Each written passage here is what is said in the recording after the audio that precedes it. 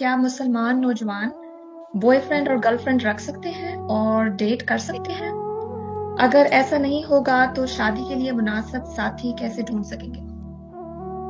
جی یہ چونکہ دو لفظ خاص بن گئے ہیں اور جب بولے جاتے ہیں تو اس سے ایک تصویر سامنے آتی ہے، تو لفظ سے نکل جائیے۔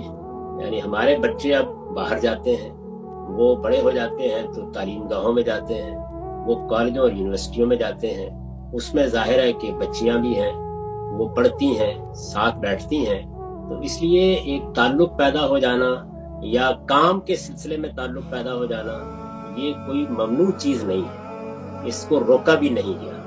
جب وہ اس طرح ایک دوسرے سے ملتے ہیں تو پسندیدگی بھی پیدا ہو جاتی ہے، اور بسا اوقات آدمی اس پسندیدگی کی بنیاد پر فیصلہ بھی کر لیتا ہے کہ میں شادی کروں گا۔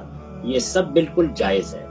جس چیز کے بارے میں اسلام بہت حساس ہے وہ یہ ہے کہ بدکاری کے قریب نہیں جانا، کیونکہ جس طرح ابھی ایک ڈاکٹر صاحب بتا رہے تھے کہ وہ ایڈکشن کے خلاف لڑ رہے ہیں، تو ایڈکشن صرف چائے اور کیفین اور نشے کی چیزیں پیدا نہیں کرتی، یہ بدکاری اور جنس یہ بھی ایڈکشن پیدا کرتی ہے۔ تو اسلام نے جس طرح نشے کے معاملے میں یہ اصول بنایا کہ ایک قطرہ بھی ممنوع کر دیا، اسی طرح بدکاری کے قریب بھی جانے سے روک دیا۔